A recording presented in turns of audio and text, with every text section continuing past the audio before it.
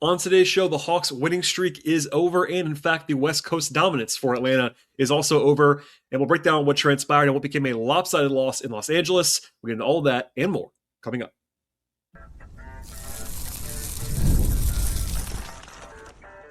You are Locked On Hawks, your daily Atlanta Hawks podcast. Part of the Locked On Podcast Network.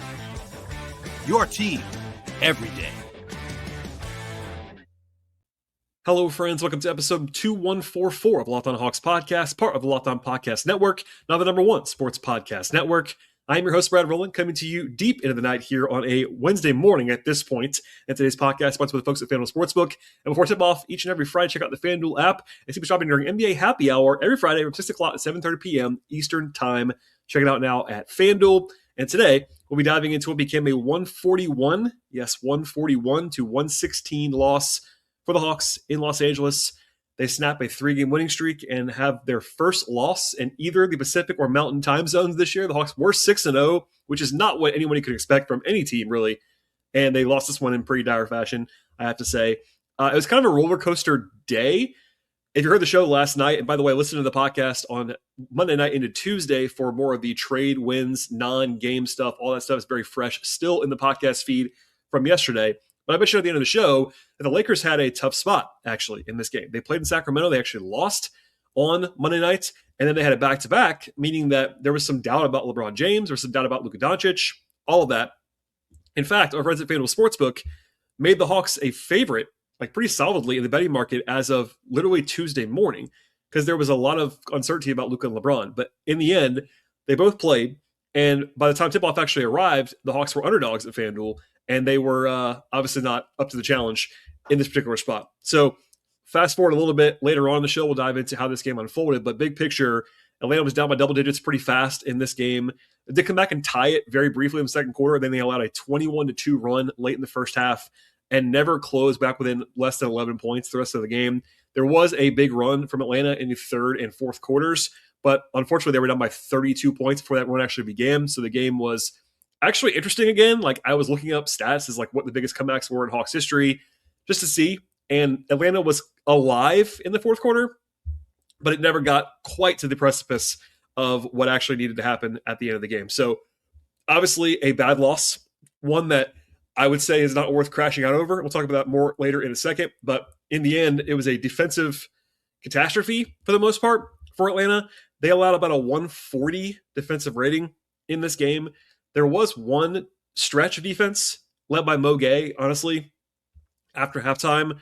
But for the most part, they got bludgeoned in this game. They gave up a 37-point quarter, a 39-point quarter, and a 44-point quarter in the same game. And part of that, not all of it, part of that was the Lakers had their best shooting night of the season from three-point range. They were 19 of 34. That's a new season high in three-pointers made for the Los Angeles Lakers with 19, and they're 56% from three. That's not something that you would ever predict to happen, in particular for this Lakers team, because they actually came into the night with the worst three-point shooting percentage of the entire NBA this year. So perhaps some bounce-back variance for Los Angeles, but at a bad time for the Hawks. I know there's a meme that gets shared sometimes when I talk about shooting variance. There was some shooting variance in this game, no question about that. I'm not telling you that's the reason why the Hawks lost the game, but as we'll get into more of the offense in a second, the Hawks had a bad shooting night, and the Lakers had their best shooting night of the season. And if those things happen to you in the same game, you are probably going to lose and lose decisively. And that happened to the Hawks in this one. I would say as big of a problem defensively as the three-point variance, though, we saw the Hawks actually played inside the arc. The Lakers three-point shooting was, it's not void of defensive concern, but they made a lot of tough shots. It is what it is. Inside the arc, though, LA had 56 points in the paint. They got to the line 30 times, and they grabbed about a third of their missed shots on the offensive glass. That combination is a tough one for the defense for sure. Now, LA is famously number one in the league in free throw rate. And they had the largest free throw differential in the league by like a comical margin over the last several seasons. Obviously, conspiracy theories abound there, but they get to the line a lot, let's just say. So it was not a surprise they got to the line more than the Hawks did. The Hawks are not a huge free throw shooting team as far as getting to the line this season, in particular now without Trey, who was their number one guy in that area, all that stuff. But the Hawks did foul too much in this game. And look, just to say this one time on the show, I do think the Hawks got no favors from the officials in the first half of this game. I'm not going to blame that for the loss because that's silly in a lopsided game like this, but I did not enjoy the way this game was officiated. The Lakers got away with a lot of stuff in the first half that was not reciprocated on the end of the floor, I didn't think, along the way. So I hear your complaints. I saw lots of that. I don't really blame people for being mad about that. It was kind of ugly in the first half, but it's not the reason why the Hawks lost. Both can be true at the same time. Also, it was a disaster everywhere, basically. The Hawks gave up 23 points and fast break points in this game. That's way too many. And then the Hawks also allowed a 126 defensive rating in the half court. That's 98th percentile offense for LA. So that means really bad defense in the half court setting. So it was a perfect storm, honestly. The Hawks did not play well defensively in this game, flat out. Like, even if you adjust, and I would in my head, add some context, add some nuance, talk about like some of the shots that went down for the Lakers. That's all fair. Even if you kind of do that, the Hawks did not play well defensively. Full stop. It was also exacerbated by the variance, for sure. And that led to one of their worst outings of the season by the numbers. Like, there was only one game of this year, I think it was a game against Chicago, where the Hawks had a similar defensive rating to tonight. And yeah, you're playing Luka, you're playing LeBron, I get that.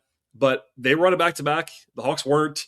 It was just pretty rough. And look, one reason to not panic about this is that the Hawks in the previous 7 games, number one, they were 5-2 in that stretch.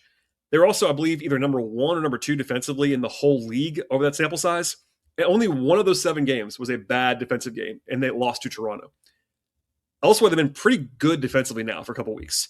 I talked about this a lot in December, like how the Hawks were bad defensively for about a month, 5 weeks, with Trey, without Trey, with Porzingis, without Porzingis, all the way across. They have been better now for the last 2 weeks or so.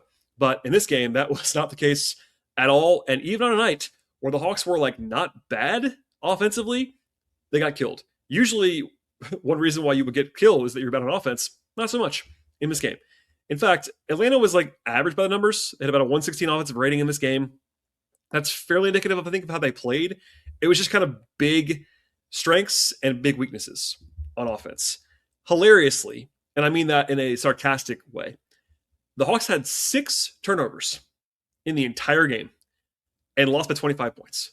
That does not happen very often in the NBA. Usually, if you're going to get blown out like this, I'm not saying you have to turn the ball over every time, but like the Hawks had an exceptional ball security game. They tied a season low in turnovers and got killed. That does not usually happen. But a big reason for that is what I teased earlier. The Hawks, while they could not get any stops on defense and the Lakers made all their shots from 3-point range, the Hawks were 13 of 46 from 3 in this game. That's 28%. Atlanta took 12 more threes than the Lakers and made 6 fewer threes than the Lakers. That is a massive swing that you're probably not going to overcome. If the Hawks had played perfectly everywhere else, maybe they could have won this game, but that's like a 15 to 20 point swing right off the bat. And like, you can't really afford that in most games. So that's why I say shooting variance. Like, I watched this game back before recording the podcast. It's very late as I'm recording this podcast now. If you were to take, I would say, average shooting on the shot quality on both sides, I can guarantee you it would not end up with the Lakers making 19 threes and the Hawks making 13 threes. But Atlanta still wasn't that great in this game. So keep that in mind. The Hawks also had stretches where they just missed so many like 5-footers in this game. It's actually crazy. Atlanta shot the ball reasonably well from 2-point range overall in the game. But if it wasn't right at the rim, it was trouble. They were 10 of 25 at cleaning the glass from between 4 and 14 feet. So basically the floater range, like a little bit longer than a pure layup. They just couldn't make those shots. Jalen Johnson had a nightmare game. One of his worst of the season. He was pretty much terrible in this one. He wasn't alone, but he was probably the biggest example of this. The Hawks missed a bunch of, not freebies, but like shots that they normally would make most of. They missed a lot of those in this game, and that spiraled on them quite a bit. And then, the Hawks don't really do a lot on the offensive glass, which is fair to say in this game. They still had 30 assists, but like they weren't able to run because they couldn't get stops. It's a feedback loop. All those things happen at once. And overall, it was both a poor performance and an unlucky one. And that combination is not what you would want. So overall, this is a lopsided loss, and in the standings on the schedule, you'll look back 2 months from now and say, "Man, they got killed by the Lakers." It's true. It's also one of those games where the big stuff just totally swings against you, and also you get an ill-timed like total dud from Jalen. Okongwu was bad in this game. Like there's certain individual players were not good. The book was thrown at you, three-point shooting. In the same way that I was accused of not being excited enough about the wins over Denver and Golden State, I would not freak out about this game either. Like I wouldn't get too high or too low, generally speaking. The Hawks were really good in Golden State on Sunday. That was a good win. Even in Denver, when they beat a team that was shorthanded, like they still had to go on the road and win. That's a very impressive performance. Tonight, it was a disaster, but this is one where it's like, I don't really make too much of it as far as like indicators for the future. The Hawks didn't play as badly as the numbers indicate, and a lot went wrong and all those things. So they can pretty much, for me, erase this if they come out and play well in Portland. And look, I think we're a little bit spoiled. Most teams don't go on the road on the West Coast and win 6 in a row. Like the Hawks were probably due for one of these. Obviously, it would have been better if it wasn't happening when they had a chance to get to 500 for the season. I get all that. Lakers, it's a prime spot. I'm also a little bit jealous, I would say, from some people that it was a late night game. I'm recording this podcast post 2 a.m. This would have been a good one to miss in real time if you were a Hawks fan. I'm sure a lot of people did. But regardless, like I'm not going to just give you the sunshine and rainbows on this one. It wasn't fun. The Hawks did not play well. The Hawks also don't have to like panic about this loss. I would say all of that can be true at once. And hey, on the small bright side, the Pelicans lost and the Bucks lost in the same day. So that's a general win to kind of not level it out all the way across for the Hawks, but to soften the blow a little bit if you are a Hawks fan. All right, in a second, I'll dive into how this game unfolded. A comeback bid in the second half that was actually kind of interesting for a little while, plus the end of the show, my player evaluations and more. And we'll get into all that and more in just one moment. Fridays feel different during basketball season, and FanDuel's making them even better right now. On Friday nights, before the basketball actually gets going, FanDuel's giving fans a new way to kick off the weekend with NBA Happy Hour. NBA Happy Hour is your official pregame, a limited time window where special offers drop right inside the FanDuel app right before the action begins.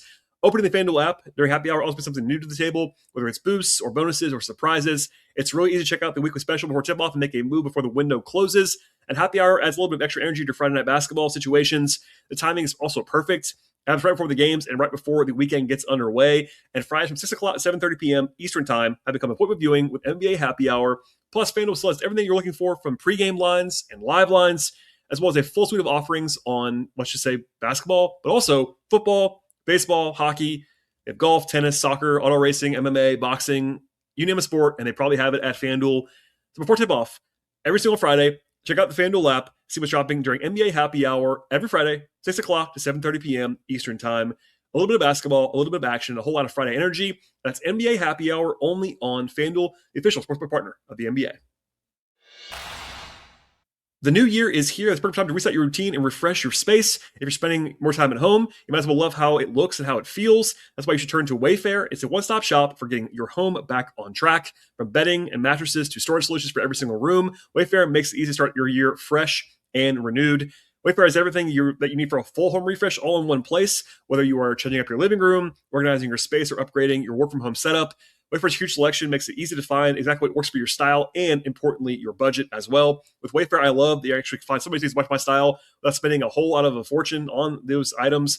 And they have so many options in so many different categories. It's very varied offerings at Wayfair.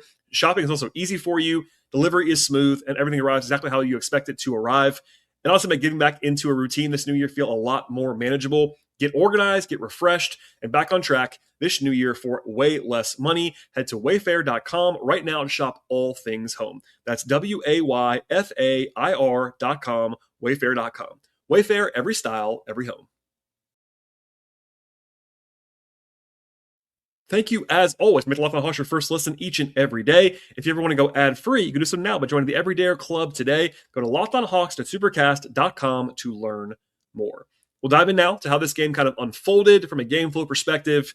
And it was actually a strong start from the Hawks. Alexander Walker, who was really good on offense in this game, hit 2 threes in the first 2 minutes.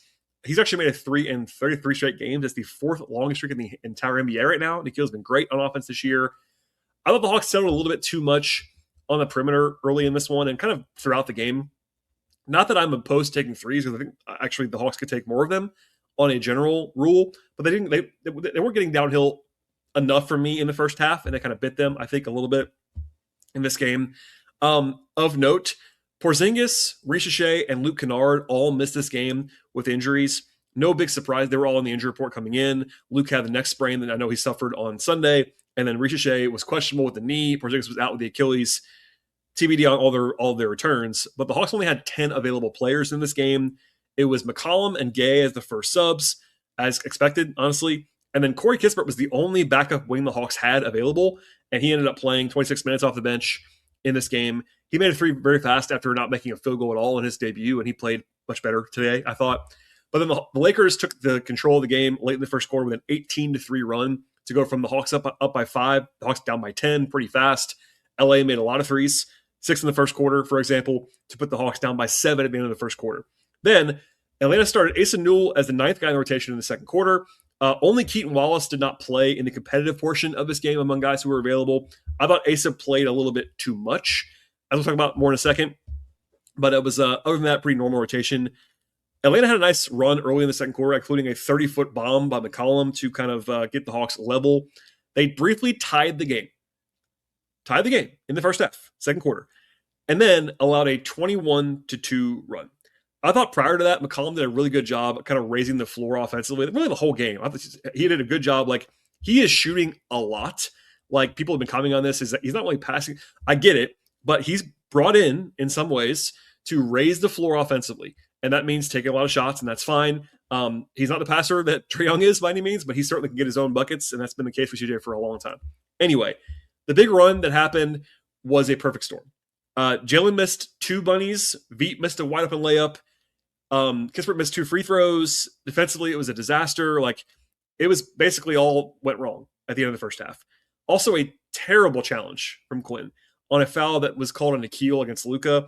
I think he challenged because it was a 3-shot foul, which is usually a high variance thing. A high impact decision, but it was clearly going to be a loss. Like, as soon as the replay was shown, it was like, oh, this is going to be an instant loss of a challenge. Like, it was just a bad challenge.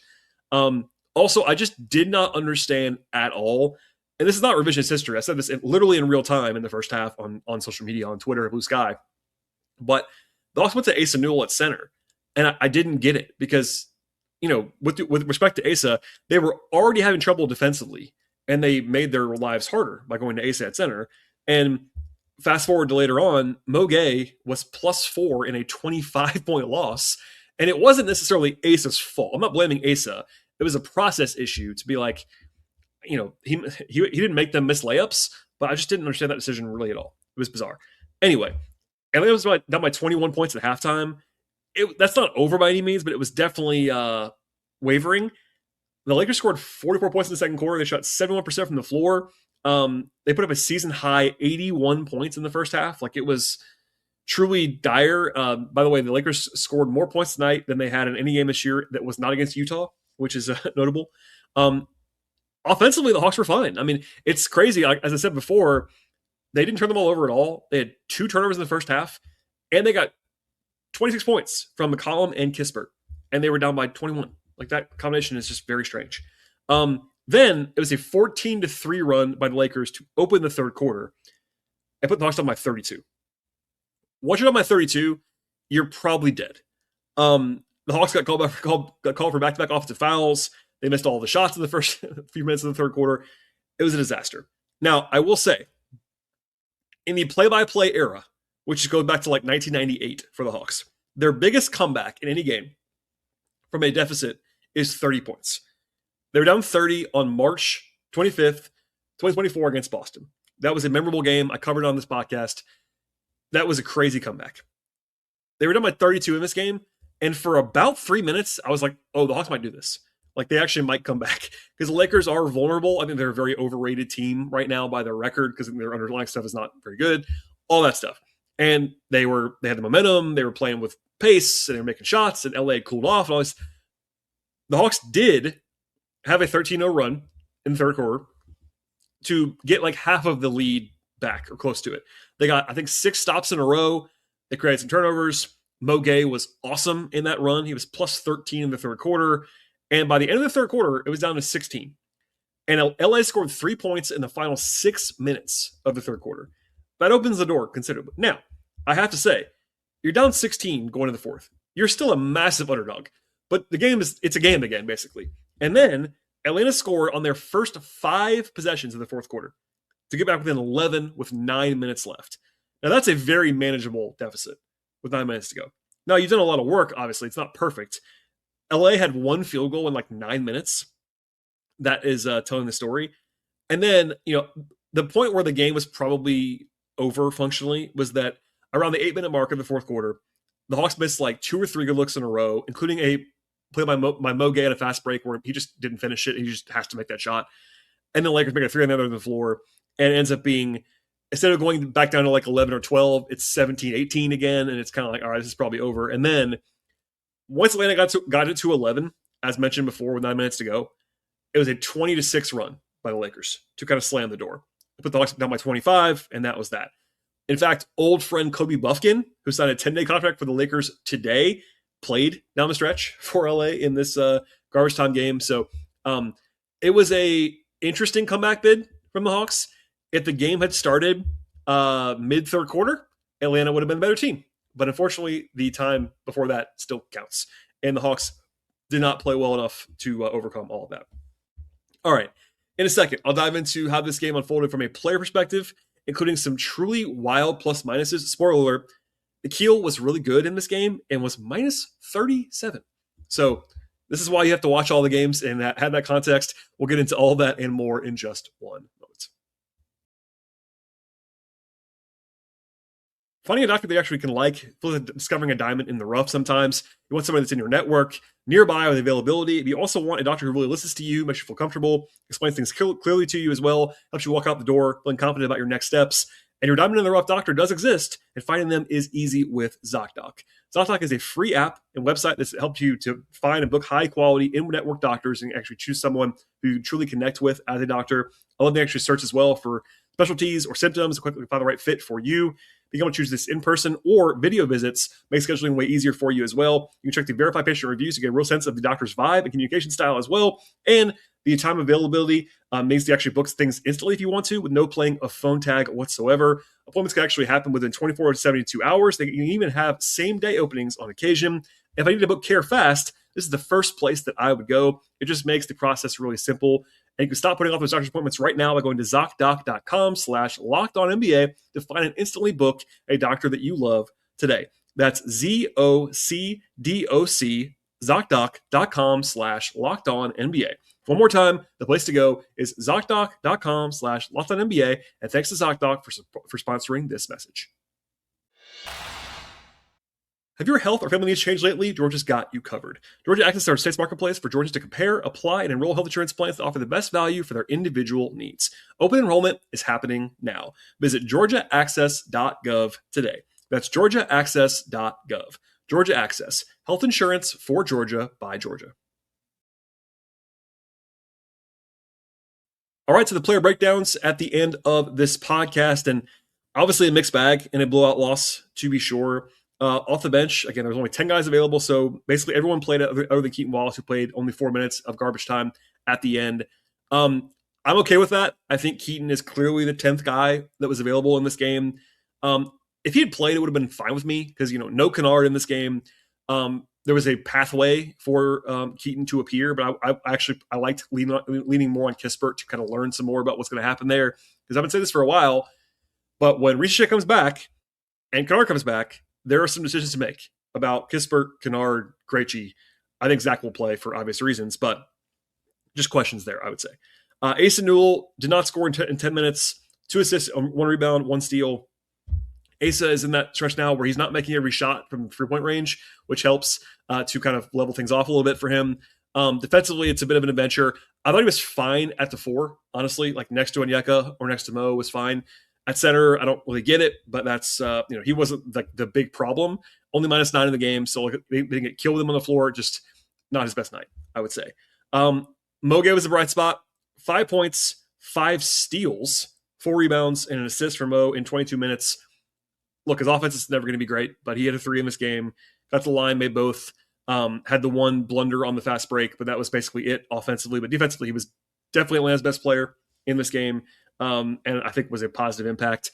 I don't think that if Mo had played 38 minutes, the Hawks would have won the game or anything, but they were much better with him on the floor, like not even close, and should have played more overall. Kispert, 19 points on 11 shots for Corey, hit 3 threes. Didn't do much else, only had one assist, 2 rebounds. One assist, no rebounds, and 2 turnovers to Kispert. But the shooting is obviously his primary offering, and that was evident in this game. Good cutter as well, like good offensive player, generally speaking. Doesn't gonna like stuff the stat sheet too much, but I think you saw a little bit of what he can do in this one. McCollum, as I referenced before, is a really, really good floor raiser on offense, like just being able to take up a huge usage if you want him to do that. He took 23 shots in 27 minutes. That's a lot of shots, but he was +2 in the game, 25 points, 3 assists. Defensively, he got picked on a little bit, but that's not like he wasn't the only one by any means. And also, he did all that while shooting 2 of 8 from 3. So he was effective inside the arc.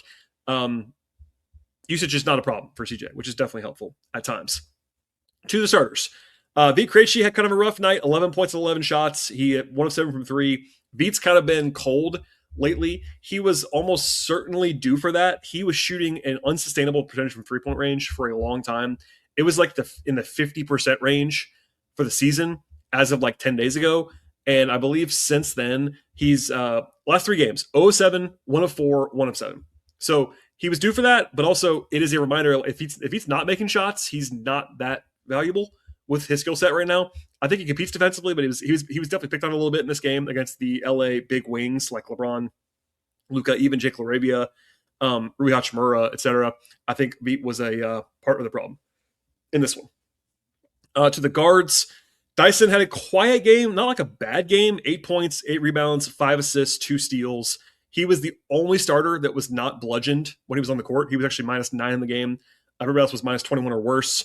Didn't have a huge impact, but I think was like fine. Didn't, not special, but fine. Okongwu had a disastrous game, 7 points, 8 rebounds, 4 assists, like just didn't do much. Like I don't think he was as outwardly shaky as other guys maybe were, but just like way too quiet on a night where he just couldn't afford to be that, basically. Nikhil was really good in this one, 26 points on 16 shots, like just was really good on offense. The fact that he was -37 in this game is a reminder that applying plus-minus numbers for single games without context is a fool's errand, because he was not the problem and yet was a game worst -37.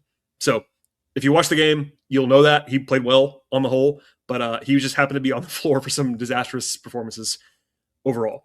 And then lastly, I got to be honest, Jalen was terrible in this game. And look, he's had a great season. I'm not piling on by any means, but defensively, it was very rough on film.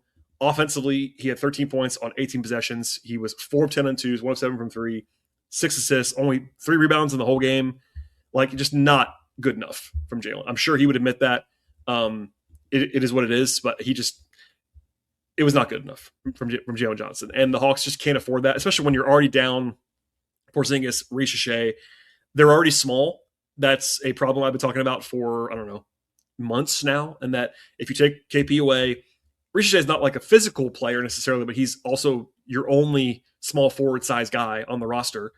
The Hawks are really small, and that only works if Jalen's going to play with force and physicality, and he just didn't have that at all in this game. So we'll leave it there for now, but it was a game where the Hawks just didn't have much going, and we'll never know what would happen if Luka and LeBron didn't play, as some thought they might not. I thought LeBron wouldn't play. Actually, it was his first back-to-back of the season, and he was brilliant in this one. So what are you going to do?